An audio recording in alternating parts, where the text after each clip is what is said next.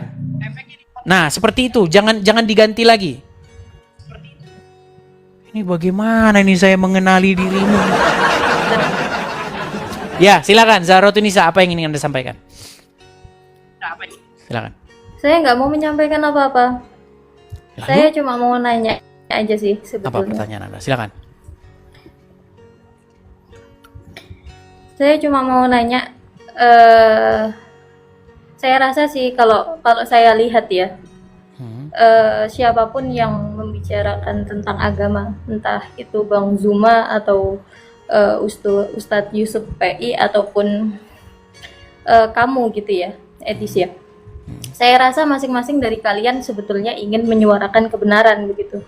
Ya nggak sih? Benar nggak? Betul, betul. Menurut pribadinya Kalau masing-masing. menurut saya pribadi, kebenaran itu sesuatu yang hak, sesuatu yang nyata, yang fakta lah. Kalau saya bilang air itu warnanya bening, 100 orang di dunia bilangnya itu warnanya hitam, ya tetap aja nyatanya itu bening gitu kan, nggak perlu diperdebatkan. Air apa Makanya dulu? saya cuman pengen Kalau air putih ini tanya, ya benar, warnanya ini, bening. apa namanya?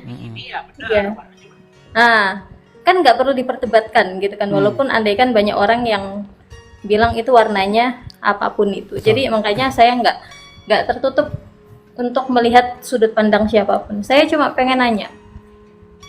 Saya yakin kamu juga kepengen tahu kebenaran gitu kan ya. Maksudnya kamu menyuarakan ini dan itu pasti kan tujuannya ingin menurut kamu mau menyuarakan kebenaran. Nah, yang saya mau tanya sudut pandang secara kamu, apa yang membuat kamu menganggap bahwa Yesus itu dia itu Tuhan? Saya pengen melihat sudut pandang kamu aja sebetulnya.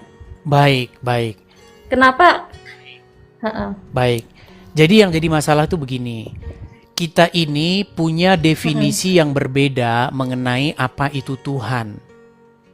Karena di dalam Al-Quran maupun di dalam Bible tidak ada kata Tuhan. Setuju nggak Anda bahwa dalam Al-Quran dan di dalam Bible tidak ada kata Tuhan? Nggak setuju. Oke, coba tunjukkan saya kata Tuhan di dalam Al-Quran. Saya tadi cuma ingin lihat sudut pandang Anda aja gitu. Iya, jadi saya itu ingin, gini, ketika Anda saya lihat mau sudut menjelaskan, maka saya itu harus menjelaskan yang benar. Karena Anda tanya, apa yang membuat Anda yakin bahwa Yesus itu Tuhan? Yang Anda maksud Tuhan itu apa dulu? Tuhan itu artinya seseorang atau sesuatu yang memimpin, yang mengendalikan, yang menuntun, yang mengontrol. Itu definisinya. Dan saya orang Kristen menjadikan Yesus sebagai Tuhan saya. Supaya apa? Supaya saya menuju kepada jalan yang benar, hidup yang kekal. Seperti itu. Dan Anda pun sesungguhnya menjadikan Muhammad sebagai Tuhan Anda. Islam itu adalah orang-orang yang menjadikan Muhammad sebagai Tuhannya, sebagai orang yang mengendalikannya, sebagai orang yang mengontrolnya.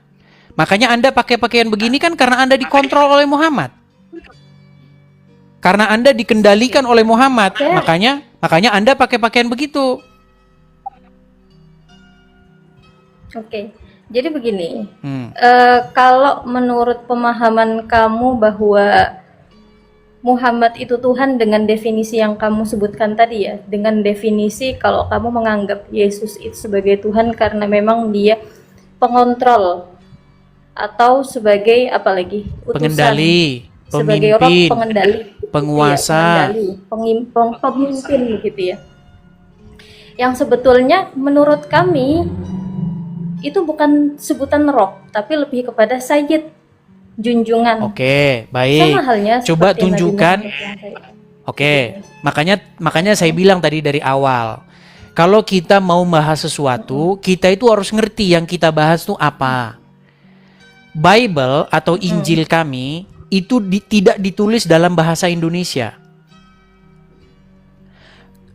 Yesus sebagai kurios kami. Apa itu kurios? Kurios itu kalau bahasa Jawanya itu gusti kami. Gusti, paduka kami. Yaitu seseorang yang dia itu sebagai pemimpin pengendali hidup kami. Dan kami harus menjadikan Yesus sebagai orang yang menjadi gusti, menjadi Tuhan kami, menjadi Tuan, menjadi majikan kami. Yang kepadanya kami mengikut, kami patuh, tunduk. Seperti itu. Karena itulah jalan keselamatan di dalam Injil itu.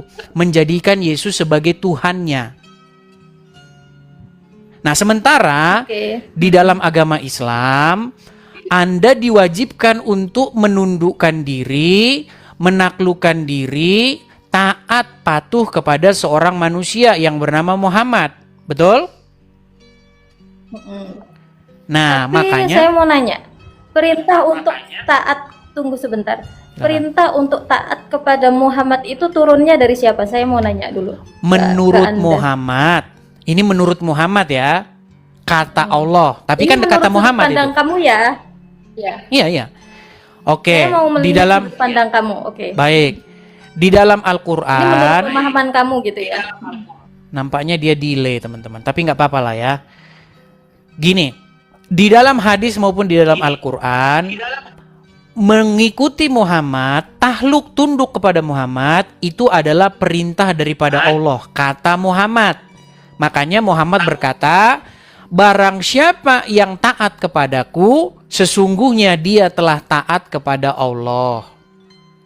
Jadi, mentaati Muhammad, menaklukkan diri, menyerahkan diri dalam ketundukan dan kepatuhan kepada Muhammad adalah perintah daripada Allah. Karena tidak mungkin menundukkan diri kepada Allah, patuh sama Allah, kalau tidak menundukkan diri dan patuh sama Muhammad. Terus, Betul?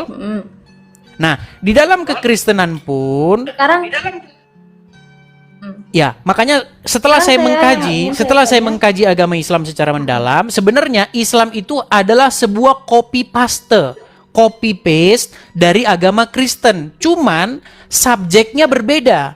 Subjeknya adalah Tuhan negeri Arab, Tuhan negeri Mekah, dan Muhammad sebagai pelaksananya. Nah, di dalam agama Kristen sebenarnya tidak mungkin seseorang menaklukkan diri kepada Bapa di sorga kalau tidak menaklukkan diri kepada firman-Nya. Nah, firman-Nya itu sudah turun ke dunia menjadi manusia. Namanya Yesus. Jadi menuhankan Yesus itu sejatinya adalah menuhankan Bapa di sorga. Menundukkan diri kepada Bapa di sorga itu harus menundukkan diri juga kepada Yesus. Karena Yesus itu merupakan gambar daripada Bapa di sorga. Maka kata Tuhan Yesus, barang siapa melihat aku, ia telah melihat Dia yang mengutus aku. Jadi tidak mungkin menuhankan Bapa di sorga kalau tidak menuhankan Yesus. Saya tidak tahu Anda paham atau tidak dengan penjelasan saya. Silakan. Ya, saya paham sama maksud kamu. Cuma saya lebih kepada tipe orang yang terbuka saja. Jadi saya menghargai semua pendapat orang. Semua orang kan punya pendapat, ya kan? Jadi saya nggak mau mendebat siapapun. Saya cuma ingin diskusi biasa aja, santai.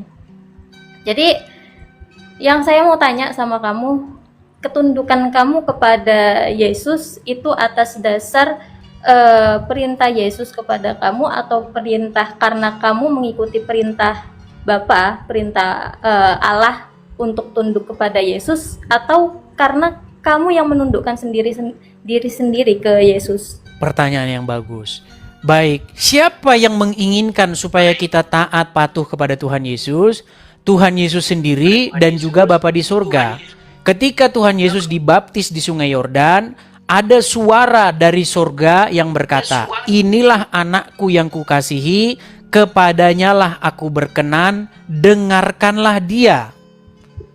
Lalu Yesus juga berkata, barang siapa percaya kepadaku, ia akan melihat hidup yang kekal. Barang siapa percaya kepadaku, ia melakukan perintah-perintahku. Jadi kedua-duanya, baik Bapa di surga maupun Tuhan Yesus sendiri memerintahkan untuk mematuhinya. Oke, berarti kamu melakukan itu karena memang itu perintah Tuhan kepada Yesus, kemudian Yesus juga memerintahkan kepada yang Betul. diutus, ya Betul. kan? Paham? Betul. Betul, sepakat di sini ya. Hmm. Nah, yang ingin saya sampaikan, yang ingin saya tanyakan, bukankah Allah atau Tuhan itu juga memerintahkan hal yang sama kepada Musa, Nuh, Tidak. dengan kalimat yang sama? Tidak benar. Nah, ini kesalahannya. Inilah kesalahan orang Islam. Perhatikan. Jikalau seorang nabi Ini berkata, tolong gini. Tunggu sebentar. Hmm, Jadi begini, ini kan kita sedang membahas sudut pandang.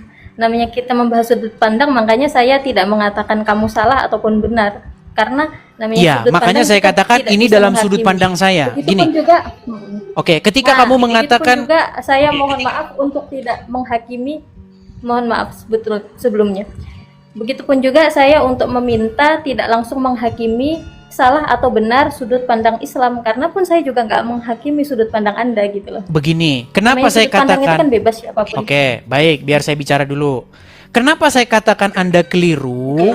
Karena Anda mengatakan bahwa bukankah Tuhan memerintahkan untuk taat kepada nabi yang lain seperti Musa dan lain sebagainya? Tidak pernah ada. Yang diperintahkan oleh para nabi itu adalah supaya taat kepada firman Tuhan. Kalau ada nabi berkata, "Taatlah kepadaku," maka nabi tersebut telah duduk di kursi yang bukan kursinya dia. Nabi di dalam Bible tidak boleh nabi berkata begini, "Inilah perkataanku yang harus kau patuhi." Nggak pernah. Makanya nabi-nabi selalu datang dengan kata-kata begini, "Beginilah firman Tuhan, bahwasanya bla bla bla. Beginilah firman Tuhan, bla bla bla." Dia tidak pernah berkata, "Beginilah perkataanku." Jadi seorang nabi di dalam Bible itu adalah manusia biasa dan dia berbuat dosa juga. Musa berbuat kesalahan. Daud berbuat kesalahan. Semua nabi-nabi itu jatuh juga ke dalam dosa. Makanya tidak boleh nabi berkata, "Taatlah kepadaku." Tetapi nabi-nabi harus berkata, "Taatlah kepada firman Tuhan yang kusampaikan." Makanya kalau ada nabi ngomong, "Patuhlah kamu kepadaku," dia sudah duduk di kursinya Tuhan. Dia telah mengambil kemuliaan Tuhan tersebut. Nah, di dalam Injil, Yesus bukan hanya sekedar nabi. Dia adalah sang firman itu sendiri. Firman Tuhan yang nuzul menjadi manusia. Makanya Yesus berkata, "Aku berkata kepadamu." Dia selalu berkata begitu. Di dalam bahasa Aramnya dia berkata amen, amen. Katanya, sesungguhnya, saya berkata kepadamu, bla bla bla bla bla bla. Makanya beda Yesus dengan nabi-nabi. Yesus memang seorang nabi juga, tetapi dia tidak sama dengan nabi-nabi yang lain. Begitu. Nah, sementara di dalam agama Islam, Muhammad berkata, perkataanku, barang siapa yang taat kepadaku, dia taat kepada Allah. Jadi taat kepada Muhammad itu sama dengan taat kepada Allah. Nah, Padahal ini Muhammad berbuat dosa. Ini satu hal. Iya, dengarkan saya sebentar. Silakan. Satu hal yang membuat menarik untuk saya. Jadi sejak dulu saya itu suka sekali baca ya. Jadi saya sering dulu ketika saya masih kecil, saya sempat membaca-baca Bible begitu. Dan itu cukup mengasah saya untuk berpikir lebih dalam begitu ya. Jadi yang satu kesalahpahaman yang saya dapatkan itu seperti ini, begini. Jadi, ketika di Al-Quran itu Allah mengatakan, "Kul, katakanlah kepada Muhammad." Muhammad katakanlah, Muhammad bilang ke orang-orang, "Oh, siapa yang taat kepadamu, maka taat kepada Allah." Itu ada jeda, ada pembeda. Kalimat Allah kepada Muhammad untuk disampaikan kepada manusia, itu ada kalimatnya beda.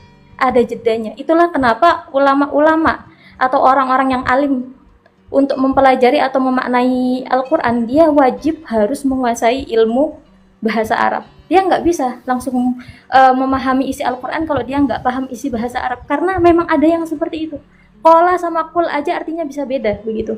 Baik. Nah, satu mungkin ya sebentar ya. Jadi satu yang cukup membuat risau yang saya baca di kitab Bible adalah kalimat Allah sendiri, dengan Allah ketika memerintahkan Yesus untuk berkata kepada kepada umatnya, itu seperti tidak ada jeda atau tidak ada pemisah, sehingga menjadi rancu.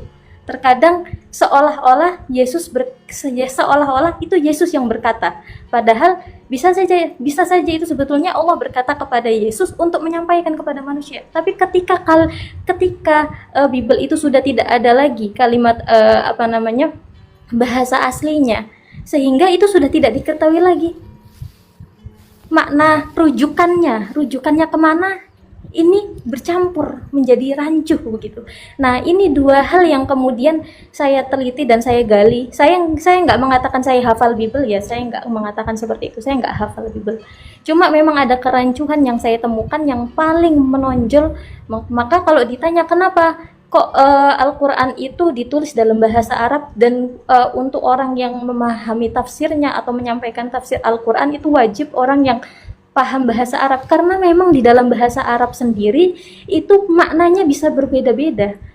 Saya bilang sama kamu, dengan saya menyuruh kamu mengatakan kepada orang, itu aja kalimatnya sudah beda, dan itu kalau kita nggak belajar bahasa Arab akhirnya rancu. Misalnya saya kasih contoh seperti ini, kalimat kayak gini, sederhananya Al-Ikhlas gitu ya, Qul huwallahu ahad. Itu andaikan teks aslinya sudah hilang, sudahlah seolah-olah itu Muhammad yang ngaku jadi Tuhan. Katakanlah Qul huwallahu ahad, dialah Tuhan yang Maha Esa. Rujukannya kalau andaikan bahasa Arab itu tidak dijaga, andaikan Al-Quran itu tidak dijaga sama Allah gitu ya, firmannya, teks aslinya tidak ada sejak dulu begitu ya, atau langsung terjemahannya gitu ya, itu bisa saja rancuh sehingga seolah-olah Muhammad yang mengaku dirinya sebagai Tuhan. Dan itulah yang saya perhatikan, ada keunikan ini bisa nanti kan namanya kita sama-sama sedang namanya kita ini menginginkan kebenaran dan kebaikan pasti ya. Jadi saya mungkin barangkali bisa diteliti lagi begitu sama Anda begitu. Sebentar. Nah, itu ketika saya baca di Bible, jeda antara Tuhan berkata kepada Yesus untuk disampaikan kepada umat dengan Yesus berkata sendiri atas dirinya sendiri, rujukannya itu yang ada kerancuhan, karena memang sudah tidak ada teks aslinya itu, tekstualnya itu. Nah, itulah kenapa memang maka itulah yang menjadikan pembenaran bahwa memang Allah mengatakan bahwa Allah menurunkan kitab Injil, Taurat, Zabur, semuanya Allah yang menurunkan gitu. Tapi ketiga kitab itu tidak ada satupun yang Allah janjikan untuk kekal atau nggak akan diganggu gugat sama siapapun dari makhluknya. Memang Allah nggak menjanjikan untuk menjaga semua kitab-kitab itu. Kalau ditanya kenapa tujuannya Tuhan menurunkan banyak kitab kemudian membiarkan manusia itu merubah-rubah kemudian menjadi orang tersesat. Apakah Tuhan itu nggak kasih? Justru Tuhan itu sangat maha kasih.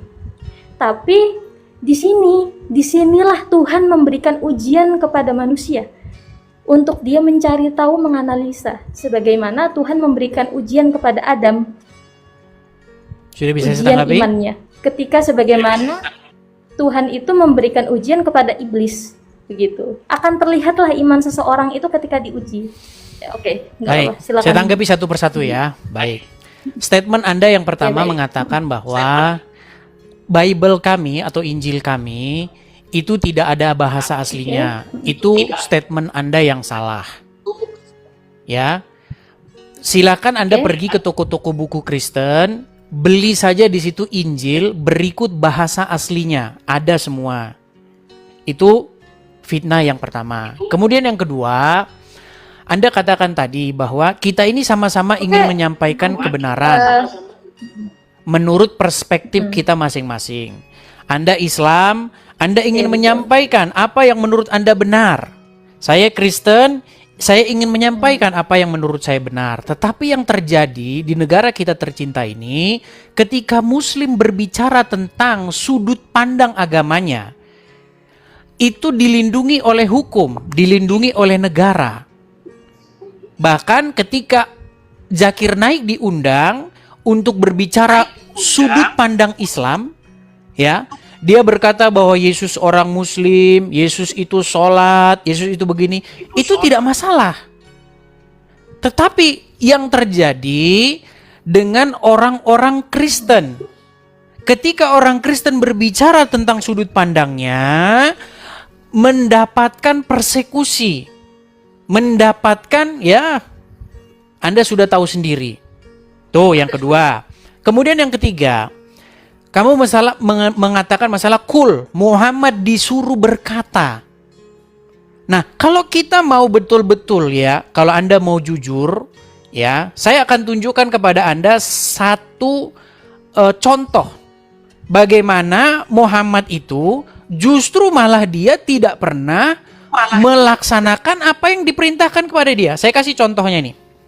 Nih, di dalam surat Al-Ahzab ayat 33, boleh nanti Anda cek. Di situ dikatakan, katakanlah wahai Muhammad, jikalau ada orang bertanya kepadamu tentang hari kiamat, katakanlah kiamat itu hanya ada di sisi Allah. Dan boleh jadi, saya bisukan dulu ya karena menggema, nanti Anda boleh ini ya. Di sini dikatakan di dalam Al-Ahzab 33, kalau ada orang bertanya kepadamu tentang hari kiamat, katakanlah kiamat itu di sisi Allah dan boleh jadi kiamat itu sudah dekat. Nah, apakah Muhammad melaksanakan apa yang diperintahkan kepadanya? Ternyata tidak. Ternyata Muhammad malah menjelaskan bahwa kiamat itu tidak akan terjadi kecuali hari Jumat. Nah, ini menjadi satu dari ratusan examples yang akan saya berikan kepada kamu, bahwasanya Muhammad tidak pernah mengatakan sesuatu yang diperintahkan kepadanya. Kemudian yang kedua, masalah seseorang itu harus paham bahasa Arab dulu untuk memahami Al-Quran. Dalam satu sisi saya setuju kepada Anda, tetapi sayang seribu sayang, sekalipun kita sudah paham bahasa Arab, sekalipun kita sudah fasih ahli berbahasa Arab, tidak mungkin kita akan mengerti isi Al-Quran. Contoh, satu ayat yang Anda ungkapkan tadi, di dalam surat Al-Ikhlas. Qul huwallahu ahad, Allahu somad. Apa somad itu? Sampai sekarang umat muslim tidak tahu apa itu somad, kecuali ngarang bebas. Dan ada banyak sekali ayat-ayat di dalam Al-Quran, kosakata di dalam Al-Quran, yang memang tidak bisa dipecahkan sekalipun orang tersebut udah kursus bahasa Arab 40 tahun. Makanya di dalam Al-Quran dikatakan, jikalau kamu ragu-ragu tentang apa yang kami wahyukan kepada kamu, maka tanyakanlah kepada orang-orang yang membaca kitab sebelummu. Itu yang ada di dalam Al-Quran. Al-Quran memerintahkan untuk bertanya kepada ahli kitab, orang-orang yang membaca kitab sebelumnya, yakni Taurat dan Injil. Karena hanya itulah yang bisa memecahkan pertanyaan-pertanyaan di dalam Al-Quran. Coba, adakah umat muslim yang tahu apa itu Alif Lam Mim? Adakah orang muslim yang tahu apa itu Somad? Adakah orang muslim yang tahu ayat-ayat? Bahkan Al-Quran mengatakan bahwa di dalam Al-Quran tersebut terdapat ayat-ayat yang mutasyabihat, yang tidak seorang pun mengerti takwilnya. Begitu. Nah, kemudian yang kedua, yang terakhir nih, mengenai kata Allah. Inilah makanya saya bilang, tidak pernah ada kata Allah di dalam Injil, di dalam Taurat.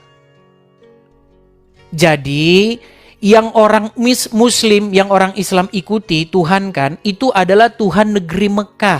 Tuhan yang disembah oleh orang-orang Quraisy.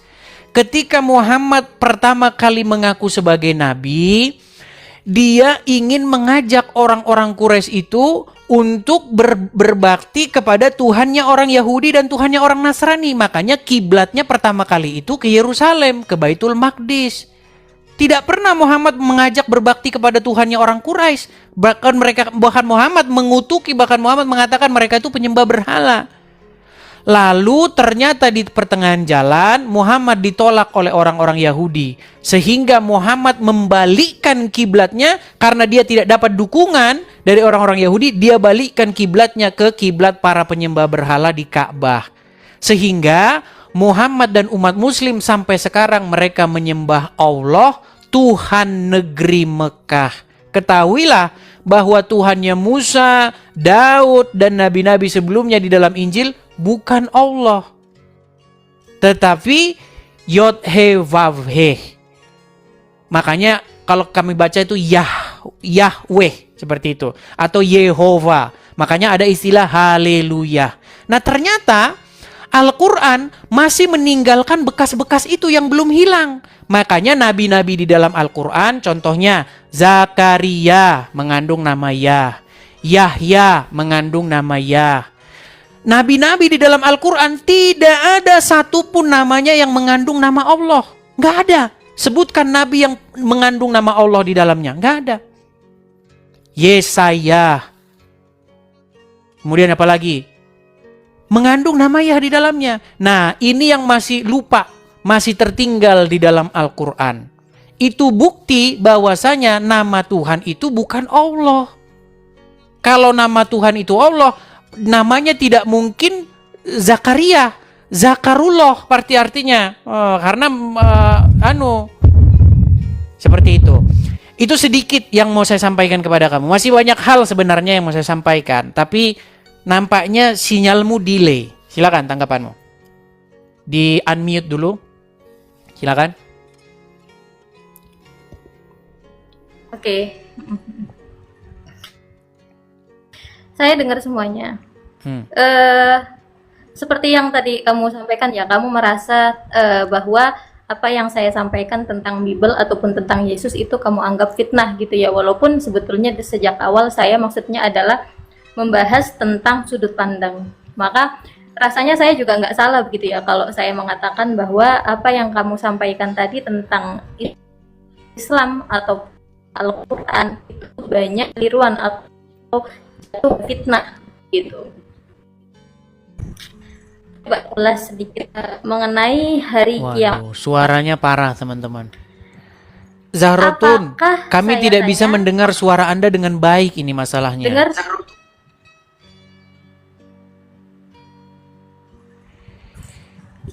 Coba Zahrotun, bisakah Anda dengan sinyal yang bagus coba? Karena suara Anda itu putus-putus. Udah kedengaran belum? Coba silakan. Yang tadi udah kedengaran belum? Apa perlu untuk saya ulang? Coba ulangi lagi. Sebetulnya begini ya, karena yang sejak awal tadi saya bilang bahwa saya hanya ingin melihat sudut pandang satu sama lain tanpa menyalahkan siapapun begitu kan, karena bukan ingin mendebat atau bagaimana, bukan ingin bertengkar begitu ya, tapi lebih kepada ingin melihat sudut pandang kebenaran.